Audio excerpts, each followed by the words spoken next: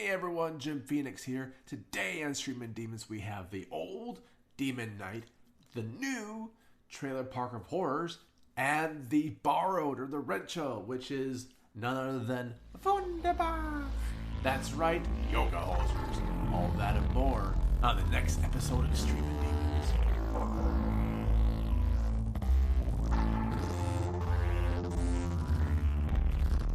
Hey everyone, Jim Phoenix here, and welcome to another exciting rendition of Streamin' Demons. With my forever co-host, Voodoo Priestess. Say hello. Hello, Governor. And our very special guest, definitely not my cat freaking out, but Andrew. Am I saying your name correctly, Andrew? Andrew? My actual name is Andrew, but it goes by Anjao. There was a Asian foreign exchange student in my high school who could not pronounce the name Andrew. He would call me Anjao, and then my friends overheard it, and the name stuck forevermore. So, yeah. So just try and say the name Andrew in the most racist Asian accent you can, and chances are you'll pronounce it right. Voodoo, that's all you. Voodoo is our expertise in that. No, it's a pleasure of having you here. Thanks for having me. Yep. If you are brand new to Streaming Demons, our concept is simple. We have one borrowed, which is a rental, or if it's in the movie theaters now, you're kind of borrowing it for a minute. One new, which is new-ish, and one old. And the rental, by the way, can be a spinneroony, old or new. Who knows? But as I am a very lazy person, we always let the guests go first. Anjao, take it away. Cool. So my recommendation is a little bit more mainstream than what you guys normally suggest. You guys, I checked out the episodes, and you guys got some deep cuts going on. Pointing at you, Voodoo. He's pointing at you. No, that's awesome, because I'm always on the hunt for new things to check out. So I was very happy you guys don't do some of the more common things, but I am a common dweller, and one of the things that I love that doesn't get too much love from a lot of the horror audience is a film called Tales from the Crypt presents Demon Knight. Demon Knight, my God, I saw that in the theater. Did you really? I envy you. I was too young to even know that I could do that when it came out. It's from 1995. Five-ish. Five. Okay, I can see that. So this movie is absolutely a horror gem in my mind, because it's one of the rare blends of horror and action. It's not, most of the time when you think of a horror blending with another genre, you think, oh, horror comedy. Like that's the most overdone, meld of the genres. But this one was a action horror movie. And, it still has these like cheesy puns in it and goofy comics, because it's Tales from the Crypt. Tales from the Crypt. Yeah. I mean, now granted, the script was not designed from a Tales from the Crypt comic book. It wasn't from EC Comics. It was actually a standalone script that was bought and then kind of converted into a Tales from the Crypt movie. Yeah. But it still has all the wonderful Tales from the Crypt stuff in there. So, they obviously did some polishing after the fact. The Crypt Keeper bookends it as usual, like a giant episode, doing his thing, but it's them going to the movies. They got a big budget. They're, the Crypt Keeper is actually walking around in certain scenes, which is not something that you see actually happen in the television show. Usually he's cut off at the waist like a Muppet. He's a Muppet. Yeah. Yeah. But this movie is such a gem because yes, it gets the horror right. When they're doing the horror moments, it gets the comedy right when it's doing the comedy moments, and it gets the action right when it's doing action moments. Like it always knows what it's supposed to be at any given time, and it leans into it fully.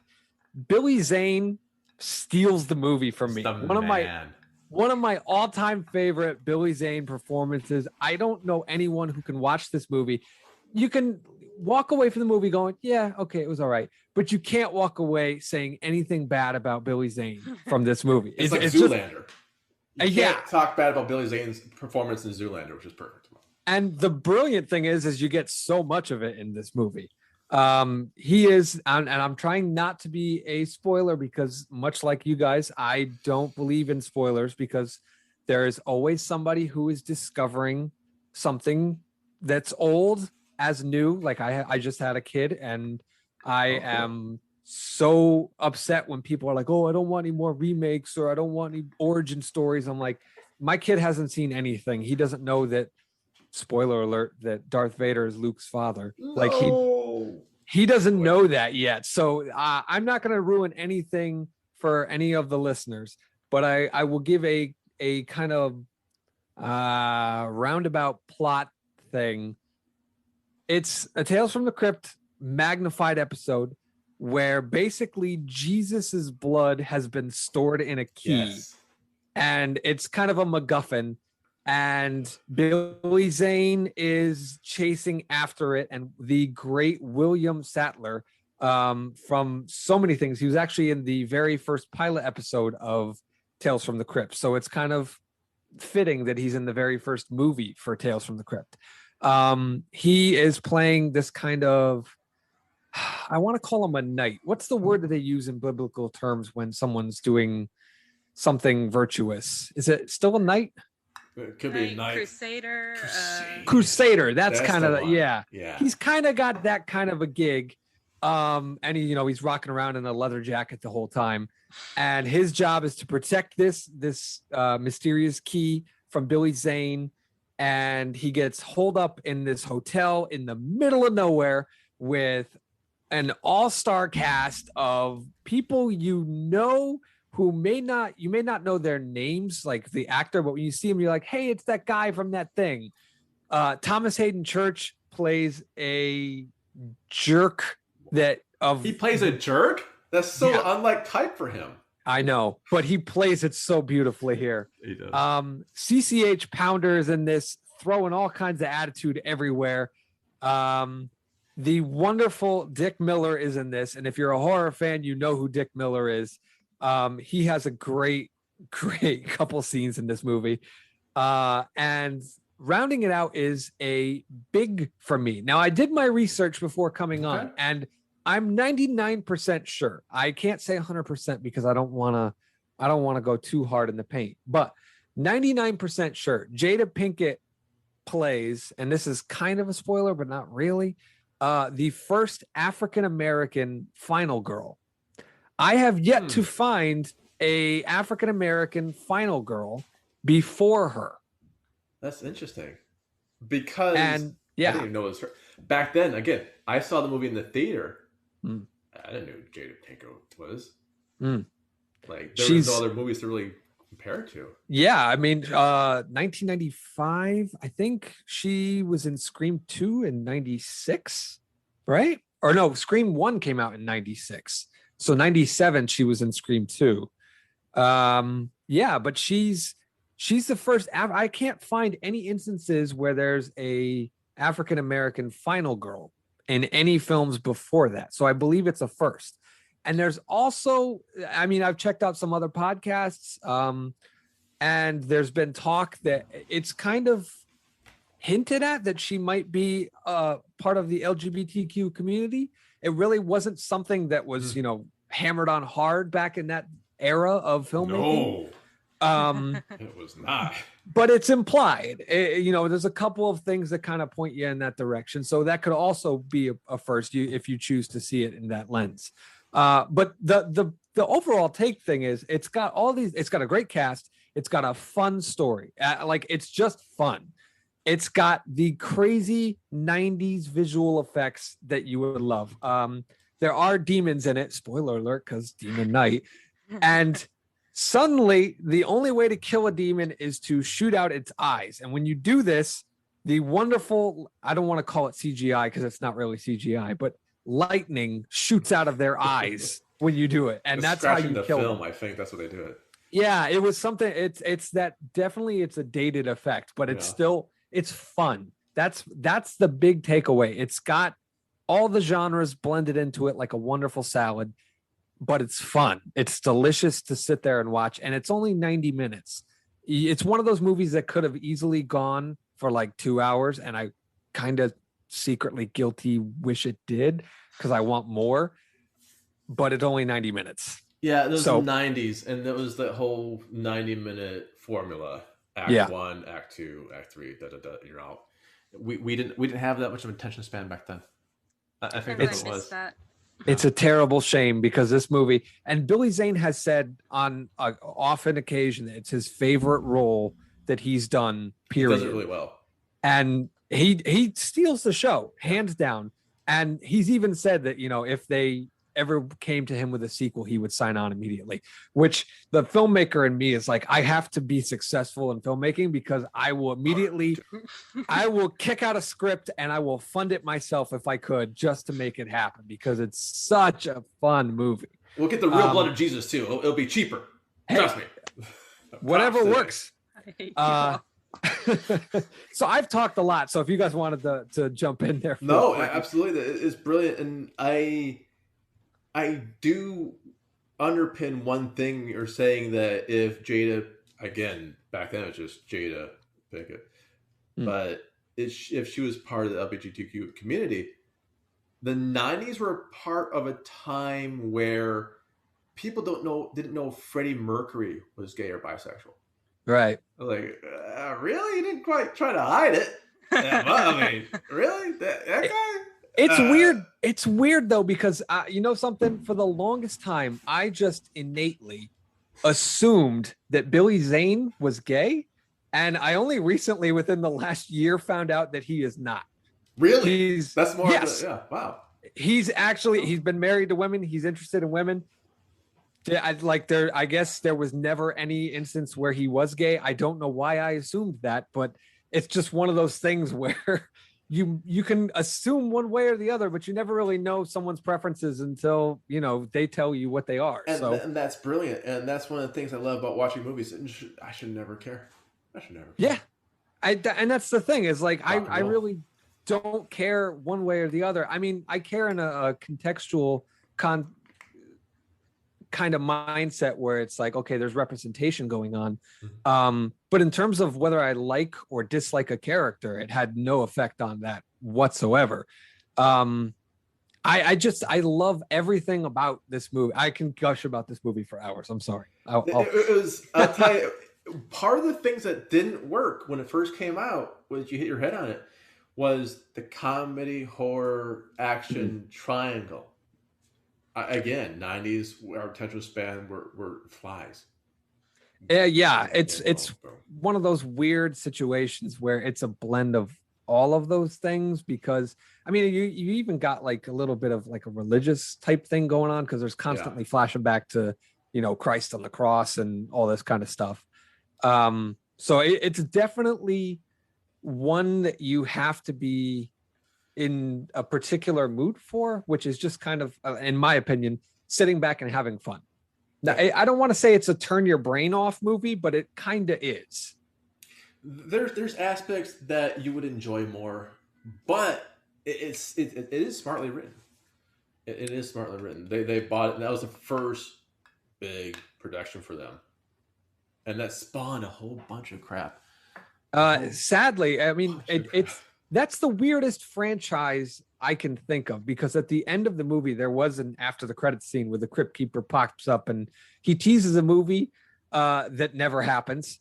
And that was supposed to be their next movie or something. But then they come out with a second movie, and it wasn't what he teased. And then that movie failed. And then I think like 6 or 10 years later, another movie came out that I don't even know. I've never even seen it. It's like came out in like 2003 or something.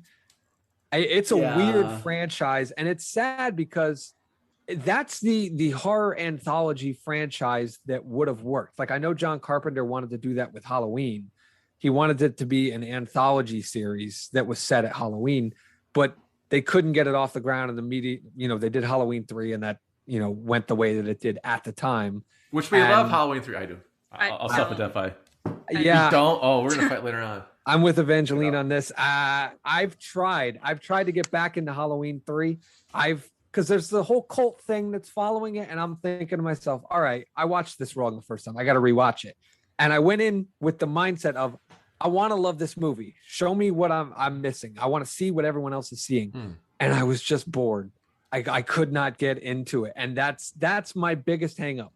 I have to be entertained. It can go batshit crazy all at once. Right. But if I'm bored by a movie that has warlocks creating robots to kill children through a jingle on Halloween, like that is a batshit premise. And if you can't find a way to entertain me with that, you're doing something wrong. Well, that's the thing. I think it came out because I saw it as a kid. When it first came out in the theaters. Again, I'm that old. I can be. So you're looking you're talking through a nostalgic lens, kind of like how I love Hocus Pocus. Because I know that movie is horrible. I know that Hocus Pocus has got a sequel coming out. And I had to have some money. I have my reservations about it because sequels that are come out long after the original do not bode well. And it's only on Disney Plus. It's not coming out in theaters, which also hurts my soul a little bit. But the witches are back, so that's a plus. And that's kind of my happy place is Bette Midler hamming it up on screen over the top as Winifred Sanderson. So and all happy places deserve a good place of base. And for this movie, Demon Knight, spelled with K-N-I-G-H-T, for our younger viewers who may not know the movie. How many Cthulhus out of 5?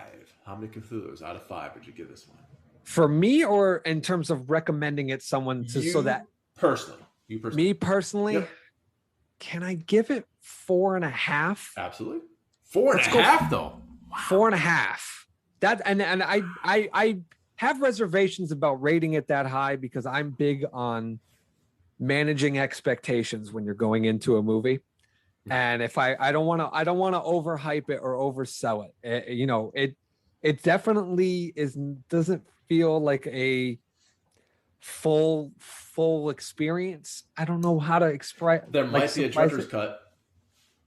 Don't tease me about that. Saying. There are deleted scenes from what I heard. There's the novelization, which was a big thing in the 90s, has a lot of things. I was talking about that. I was talking to Evie today, Voodoo Priestess today, about novelization. For those of you who don't know, if you saw a movie like Friday the 13th or Star Trek and Star Wars and it did well, they always novelized from like the mid 80s into like the mid 90s. Novelization was a thing.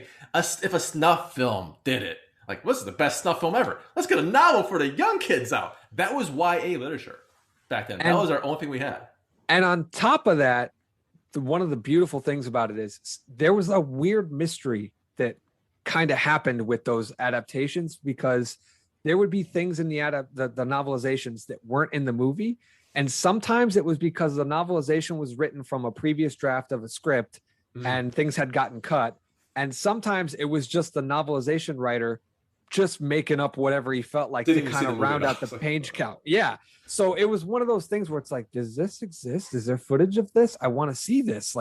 And it was always the fun mystery to see if you could kind of hunt down alternate versions and see if things actually did or did not exist. Well, I do know it might not be a director's cut, but there are hidden scenes. And then, but 4 out of 5, that's huge. And I'm not following that. So Voodoo Priestess, you're up. You're following that. I'm not following 4 out of 5 on a movie I saw in a theater. No. Okay, so I get the new, and I chose something that's new on Tubi. It's from 2008, but it's new on Tubi. So there you go. There you go. New to me. Trailer Park of Terror. Woo! Wow, and that's actually how this spawns, by the way. Trailer Park. Is that an anthology? No. No. I know it sounds like it would be. Yeah. Basically, a girl named Norma lives in a trailer park, and it's a jacked up place. It's a jacked up trailer park. It's like, it's not even the stereotypical white trash trailer parks you think of. It's like a hub of crime. And it's just like real casual about it. Wait. So if that's not the stereotypical trailer park you think of, not like a hub of crime, what? No, I mean like some hardcore crime there. Like some hardcore crime. All the crime, so all the time. So it's not just like meth and sex and stealing. There's something besides that? Just all the crime. Because there's meth, there's sex, there's stealing, and there's murder. And it's like all on a large scale and all happening like within 5 feet of each other. My So, God. Yeah. That is one terrible trailer park. You're right. Yeah. And the named. story basically centers on Norma, who in the first 5-10 minutes just goes, she tries to leave with a guy. She tries to like find a guy, be happy and married forevermore. How old is she? I thought you said she was a kid. Norma, I think she's like a teenager, but Okay. it's hard to tell because At least got the teens. I'm like, I thought she was like a little kid. I'm like, wait a minute, what? honestly, it's hard to tell because Hollywood always like uses Ages. older people, so I can't really tell how old she is. I'm just sort of assuming because they're going to a dance. Hey, you thought I was 65 years old. Thank you very much. Yeah. Anyway. Yeah, you did it. And they kill him. They were like, lol, and then they just murder him. They're like, I'm sorry, Norma, and then she kills everyone else. And this is the first 10 minutes of the movie. That's not even a spoiler. That's the first 10. That's a setup. Yeah, that's a setup. Past Act 1 yet. Oh my God. And this is where the plot goes. A bunch of Catholic Reformed people are on a bus in a storm, and they crash into a truck, and then they like walk over to the trailer park, and the plot starts there, and it's kind of awesome. Is this the one where there's a barn and they want to seek shelter, and the old guy's like, yeah, but my daughter's possessed in the barn. You can go in there, but just don't sleep with her. And they all go in, and the storm like clears, and they come back out, and they're having breakfast, and finds out they sleeps with the daughter, and he starts killing people by their profession. No. I want to know what that movie is. Yeah, it was a short story. I was like, I did a short story a little bit later than that. Okay, so nothing like that at all. No, there's no killing on professions. No, they just start killing because actually they don't really give much of a reason why they're killing. They just seem to kind of like it. So it's a trailer park, kind of. It's a trailer park, yeah. And are there bad Southern accents going on in this the whole time? One or two. So while it's a trailer park, it's not a redneck trailer park. It's like maybe a little bit. Yeah. What it's does it say? Where it's set? Like, is there like a location? Do they say like it's in Alabama or some crazy place? Or honestly, I cannot remember where it was set. It was out in the middle of nowhere. Like, I mean, I can't imagine they did a good job setting it in the United States South, seeing as it's a Canadian film. From what I'm looking at on Google. Google, how dare you? You doing a Canadian film without me? How dare you? You hussy! I'm sorry. I am sorry. My God, the one film I could probably watch is not banned in Canada yet. Yet. Yeah, once they find out what it's about. Oh man, they'll ban everything. I swear. But okay, so you have this. Act 1 is a complete shit show, or the first 10 minutes of Act 1 is a complete shit show in a good way. Yes. If you like killing is good. And then, if it's a Canadian movie, it's usually probably a Canadian Arts Council movie. So they have some budget. How's your effects? So there's no CG. There's just a lot of prosthetics, and it's pretty cool prosthetics. So I like it. Like, they have a certain way of going about the creature design, I suppose. That, and there's a funny scene with a compressor because they're basically zombies. Anyway, I don't want to spoil it. Just know that it's funny. It's very compressing. No, it's very compressing. Okay, so I have a question. If it's in Canada, is there maple syrup involved? There's meat. There's like porno mags. Porno mags? Oh my God. Jerky. If you summon pain, I swear to God. If you summon pain, no. You know how to summon them. You gotta get those Hustler magazines like Court did. Like in the old stale whiskey beer. Yeah, no. I want to point out something that kind of happened by accident. So Jim, I hope your pick is on point, because me and Voodoo have picked out two movies that apparently this movie Trailer Park of Terror, is based on a comic book series, Oh, Imperium Comics series. Oh, wow. Which Tales from the Crypt is also based on the EC Comics. And I would like to also point out there is a religious aspect to your movie, right? Because there's a youth pastor, and there's a religious aspect to my film as well, with the whole blood of Jesus demon key thing. So we kind of got a running theme here going on. Intuitively, it just kind of happened. I'm just saying, Jim, I hope you based your pick on a comic book movie with some kind of religious tie-in, because otherwise you're breaking the fad. Don't I always, but I won't give spoilers away. I'm holding this movie near and dear close, hold my cards close. Now, Voodoo Priestess, what would you give your movie out of 5 Cthulhu's? Remember, as we learned previously, you can go negative if you want to. We can. I'll give it a 3.5. Wow. Damn it. I mean, good for the movie. The movie itself is a bit plotless, but, you know, it's, like, fun, and you so just the kid dies? Got it. Yeah.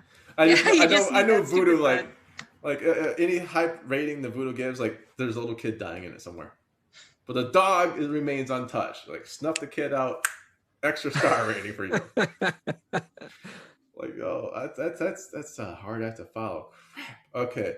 But follow I will, and my movie is absolutely wunderbar. I've got a Canadian theme going, and it is the second of a trilogy of the Great White North trilogy by Kevin Smith, Yoga Hosers. I heard Kevin announce this long ago at a Comic-Con. I was like, oh my God, this is awesome.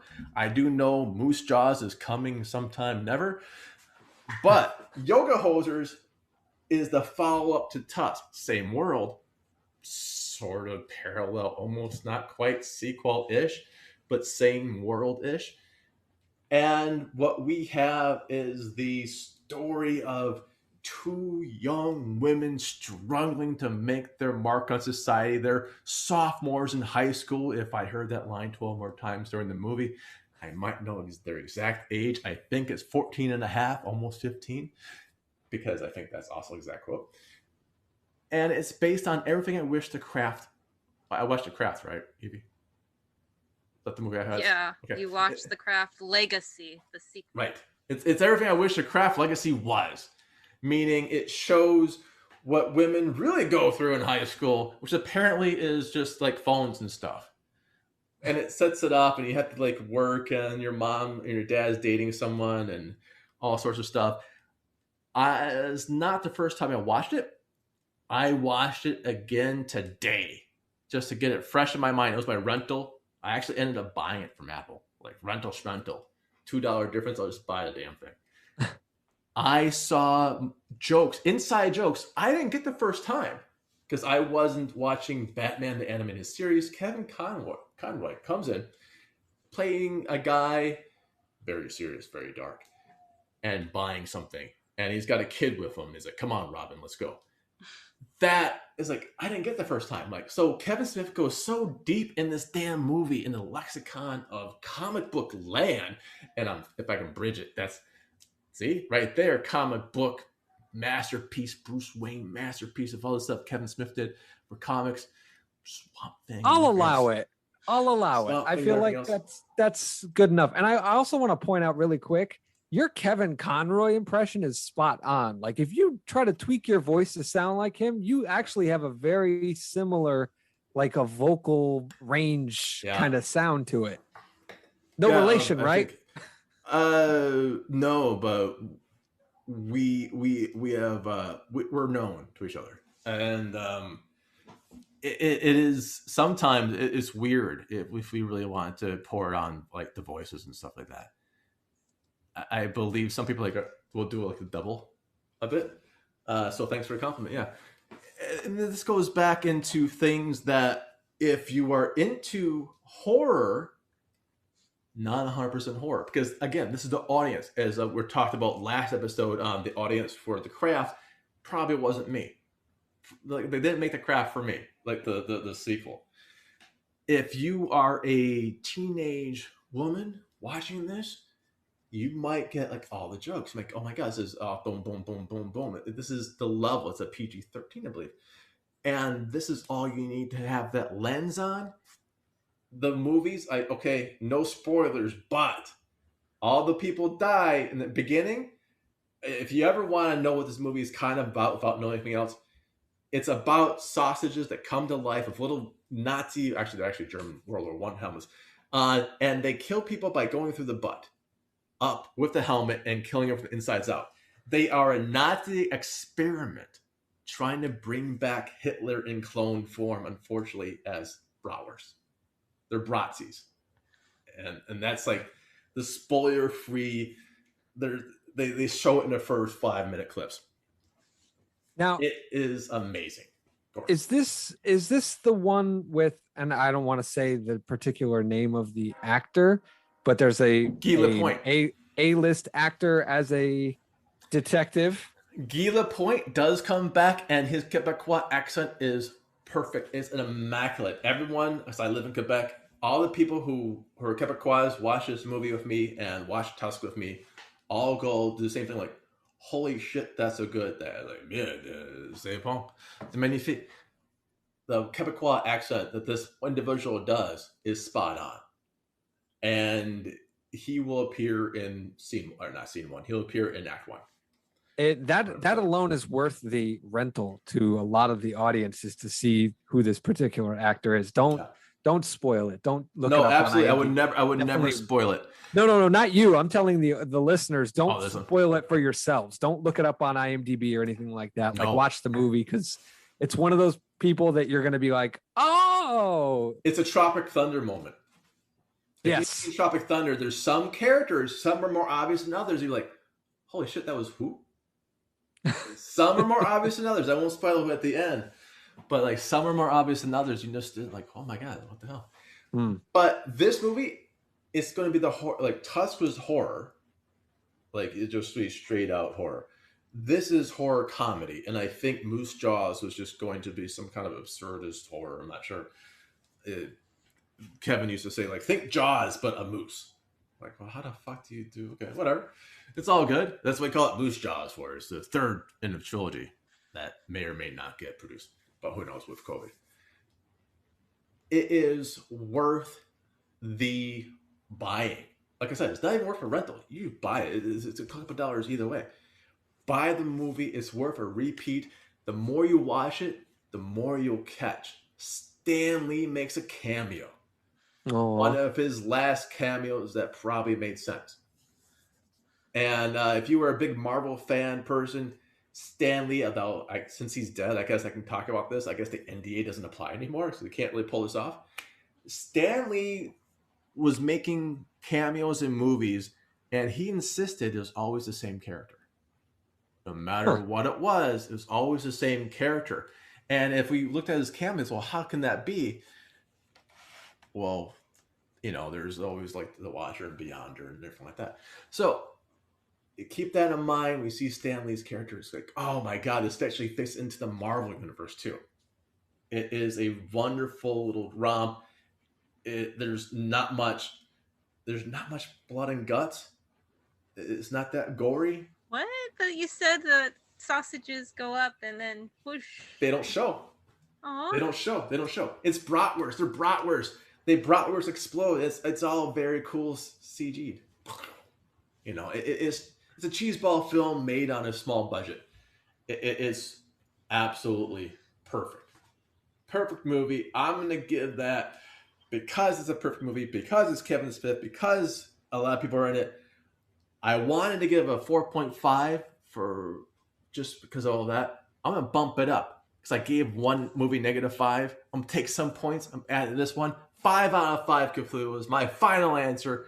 You have to see Yoga Hosers if you like comedy horror, if you like yoga, if you like Justin Long, who makes me jealous because he's just doing yoga supposedly for that body. What the hell?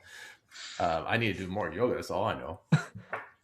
And there's a bunch of things that kind of interweave in the View Askew universe. I think the cameos alone are worth the price of admission. So I got 5 out of 5 Cthulhus with that. With that being said, time for our plugs. being our guest. Andrew, what do you want to plug? You're welcome to listen to Midnight at the Spaghetti Factory, which is my weekly podcast with my, he's still my buddy, but a former art school buddy. And we basically do deep dives onto all kinds of artistic topics. We've done everything from the art of dialogue to doing your art on drugs to all kinds of things out there. We're doing all kinds of crazy things. We have fun with our episodes. We get philosophical with our episodes. We talk technical with our episodes. Cool. We share resources. We do all that kind of stuff. So if you're into art, storytelling, things of that nature, Midnight at the Spaghetti Factory, we are available everywhere. Google Podcasts, Spotify, Apple Podcasts, the whole 9 yards. You can even check us out on YouTube if you don't do anything of that. It's a fun little podcast that we do. What's that name again? Midnight at the Spaghetti Factory.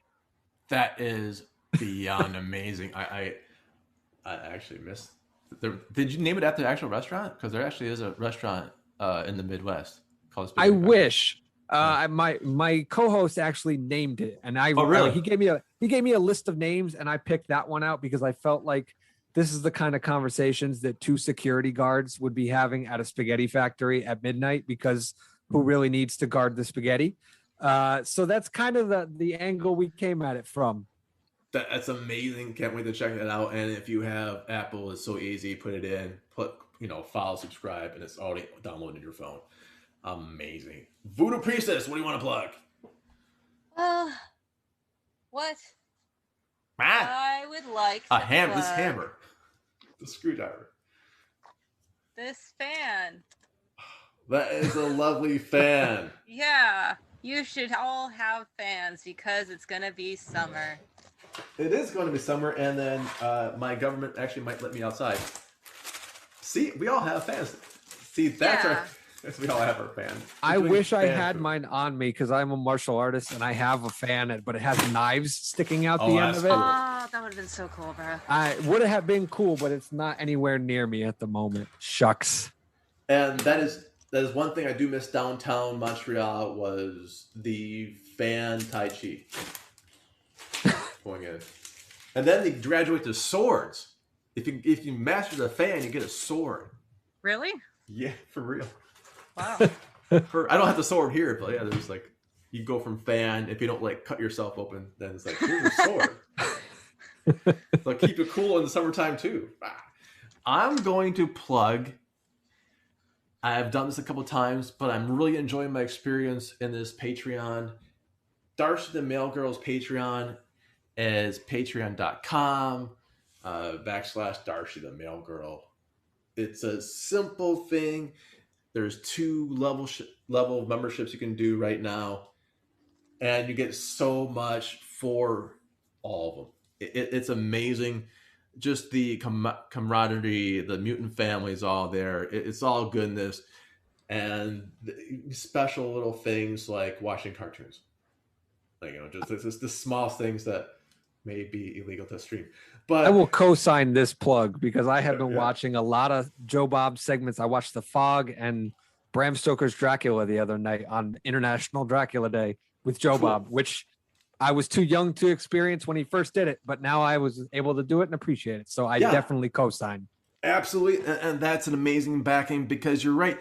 Not only is there a bunch of cool things you can do now, she's going through all the archives and putting them together, reassembling, and painstakingly so. So it says stuff like, press play here. Okay, now minute 8 of the movie, then you want to do this break. And minute 15 is this one. 25 is this one. She dials it down to the minute.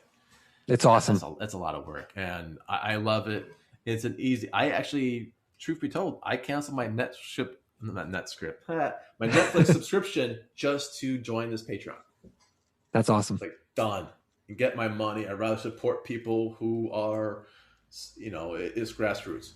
So that's it for the show. For myself, Jim Phoenix, my co-host, Voodoo Priestess, and our special guest, Andrew.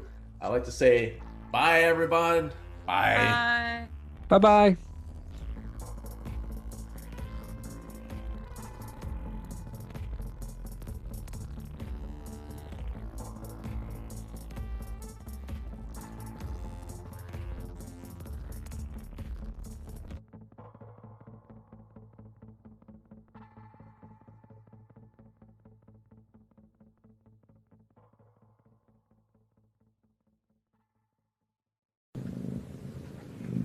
I hear a cat.